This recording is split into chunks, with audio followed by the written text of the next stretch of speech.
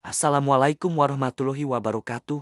Halo sahabat Hidur Tani. Tahukah kamu, ada satu rempah yang hampir selalu ada di dapur Indonesia, beraroma khas, berkhasiat tinggi, dan menjadi rahasia kelezatan masakan Nusantara sejak berabad-abad. Ya, inilah dia lengkuas, atau dikenal juga sebagai laos. Bukan sekadar bumbu dapur, lengkuas adalah tanaman obat tradisional yang sudah dikenal luas di Asia Tenggara dan bahkan menjadi salah satu bahan penting dalam pengobatan herbal dunia. Dalam video kali ini, kita akan membahas secara lengkap dan ilmiah tentang apa itu lengkuas, fakta unik yang jarang diketahui, asal-usul dan sejarah panjangnya, jenis-jenis lengkuas di Indonesia, habitat alami dan syarat tumbuh ideal, cara budidaya dan perawatan, waktu panen dan hasilnya, kandungan gizi dan manfaat kesehatan, efek samping konsumsi berlebihan, aneka olahan populer dari lengkuas, serta bagaimana prospek pasar dan peluang bisnisnya di Indonesia. Lengkuas, dengan nama ilmiah Alpinia galanga, adalah tanaman rimpang dari keluarga Zingibraceae, sama seperti jahe, kunyit, dan kencur. Lengkuas dikenal karena aromanya yang segar, rasanya yang pedas hangat, serta teksturnya yang agak keras. Di Indonesia, lengkuas menjadi bumbu wajib dalam masakan tradisional seperti rendang, soto, pepes, hingga tumisan khas Jawa dan Bali. Selain di dapur, lengkuas juga digunakan dalam pengobatan tradisional karena mengandung senyawa aktif seperti galangin, eugenol, dan flavonoid yang bersifat antioksidan, antiinflamasi, dan antibakteri. Fakta unik lengkuas. Lengkuas disebut Greater Galangal di dunia internasional. Di Thailand, lengkuas menjadi bahan utama dalam masakan tom yum yang terkenal. Lengkuas bisa hidup lebih dari 10 tahun di alam liar tanpa perawatan intensif. Ada catatan sejarah bahwa lengkuas sudah digunakan sejak abad ke-9 oleh tabib Arab dan India. Rimpang lengkuas yang tua menghasilkan minyak atsiri lebih tinggi dibanding yang muda. Lengkuas diperkirakan berasal dari wilayah Asia Tenggara, terutama Indonesia, Malaysia, dan Thailand. Tanaman ini kemudian menyebar ke India, Tiongkok, hingga Afrika Timur melalui jalur perdagangan rempah pada masa kerajaan Sriwijaya dan Majapahit.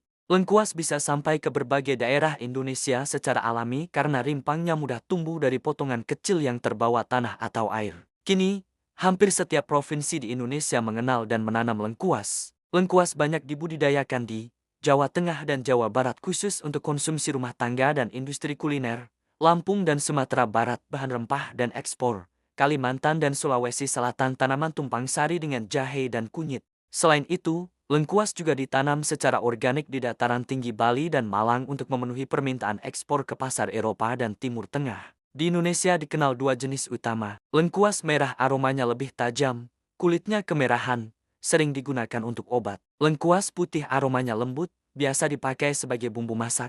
Keduanya sama-sama berkhasiat, namun kandungan minyak atsiri pada lengkuas merah lebih tinggi. Lengkuas tumbuh subur di daerah beriklim tropis dengan ketinggian 0-1.200 meter di atas permukaan laut, suhu 25-30 derajat Celcius, curah hujan sedang hingga tinggi, tanah gembur, subur, dan tidak tergenang air. Lengkuas bisa tumbuh liar di pinggir hutan, ladang bekas, atau tepi sungai bahkan tanpa campur tangan manusia, asalkan tanahnya cukup lembab. Cara budidaya dan perawatan lengkuas. Persiapan lahan, gemburkan tanah dan beri pupuk kandang 1 ton per hektar. Bibit, gunakan potongan rimpang tua dengan 2-3 mata tunas. Penanaman, tanam dengan jarak 50 x 50 cm.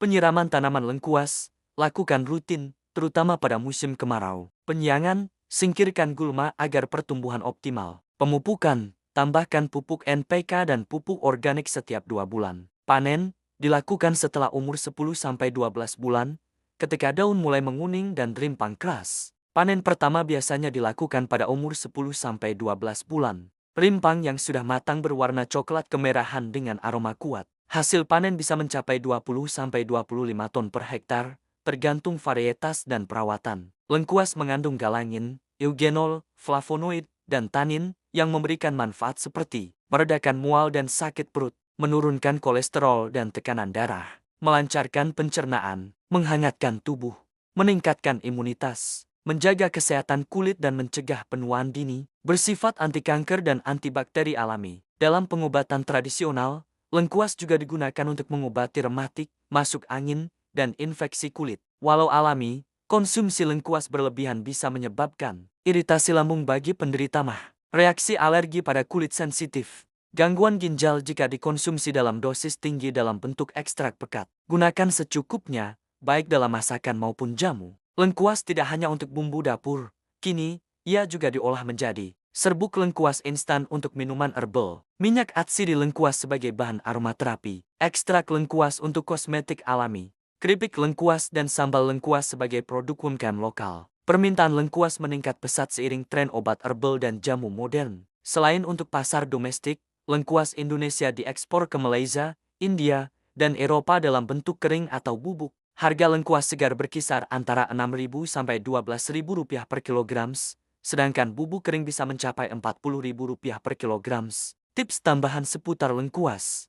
Panen sebagian untuk menjaga regenerasi rimpang di lahan. Simpan di tempat teduh dan kering agar tahan lama. Untuk hasil lebih aromatik, gunakan lengkuas tua dari umur lebih dari 12 bulan. Jika ditanam di pot, pastikan drainase bagus dan media tanam tetap lembab. Lengkuas cocok dijadikan tanaman tumpang sari dengan jahe, serai, atau kunyit.